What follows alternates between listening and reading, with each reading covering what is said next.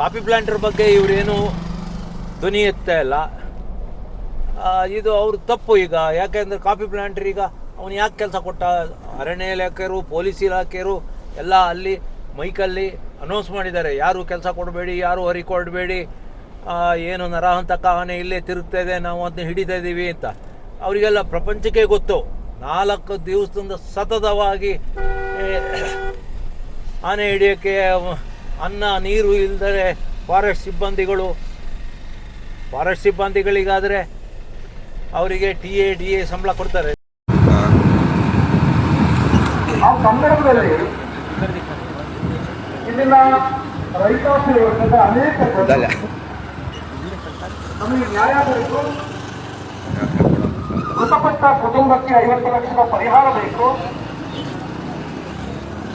ಜೊತೆಗೆ ಒಂದು ಸರ್ಕಾರಿ ಕೆಲಸವನ್ನ ಕೊಡಬೇಕು ಅಂತೇಳಿ ತಮ್ಮಲ್ಲಿ ವಿನಂತಿಯನ್ನ ಮಾಡಿದರು.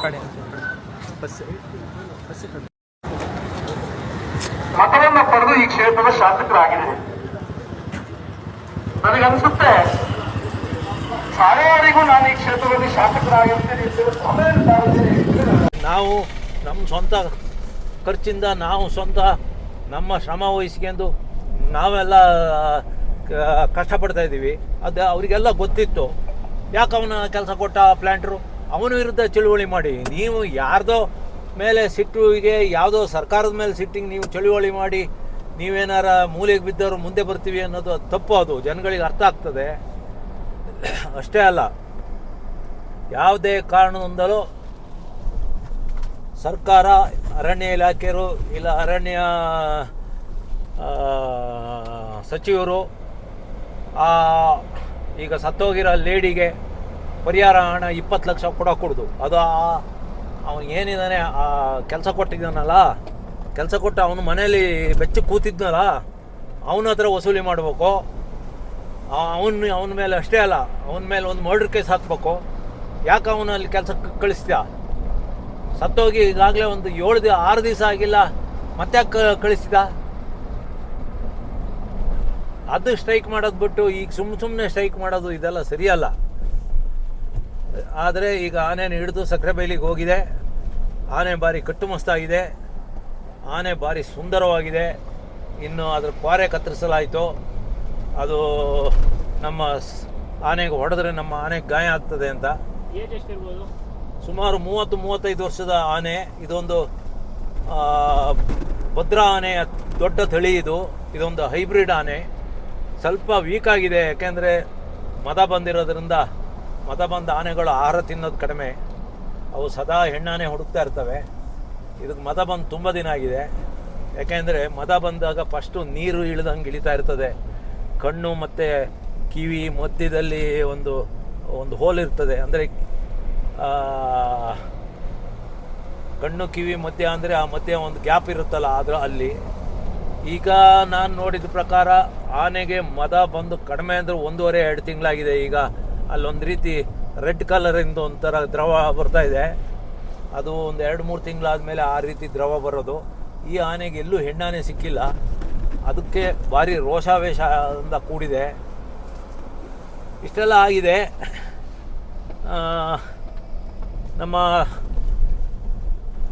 ನಮ್ಮ ಡಾಕ್ಟರ್ ರಮೇಶ್ ಹುಲಿಯಾ, ನಮ್ಮ ಕೊಡಗಿನ ವೀರ ರಂಜನ್, ಆಮೇಲೆ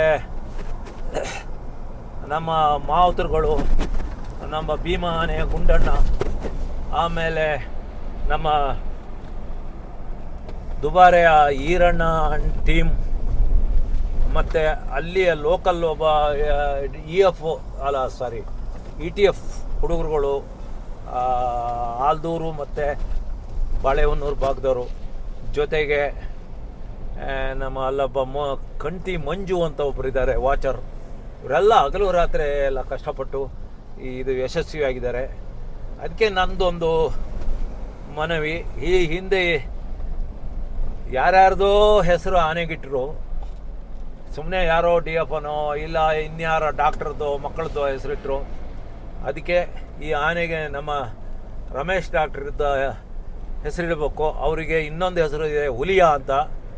ಈ ಆನೆಗೆ ಹುಲಿಯಾ ಅಂತ ಹೆಸರಿಡಬೇಕು ಅಂತ ನಾನು ಕೇಳ್ಕೊತ ಇದ್ದೀನಿ. ಇಷ್ಟ ಈ 4 ದಿವಸದಿಂದ ಘಟನೆ ನಡೆದಿದ್ದು. ಅಂತೂ ಕೊನೆಗೂ ಇನ್ನೂ ಎಷ್ಟು ಜನನ ಸಾವು ಆಗ್ತಿತ್ತೋ ಅಂತೂ ಈಗ ಒಂದು ಸಾವಿನ ಸರಣಿಯ ಸರಪಳಿ ಕಟ್ಟಾಗಿದೆ. ಇನ್ಯಾವ ಅಂಥ ಆನೆಗಳಿಲ್ಲ. ಇನ್ನು ಅಲ್ಲಿರೋವೆಲ್ಲ ಪಾಪದ ಆನೆಗಳು. ಅವು ಮನುಷ್ಯನ ಮಾತು ಕೇಳಿದರೆ ಓಡೋಗೋಂಥ ಆನೆಗಳು. ಈಗ ಇನ್ನೊಂದು ಆನೆ ಅಲ್ಲಿದೆ. ಇನ್ನೊಂದು ಆನೆಗೆ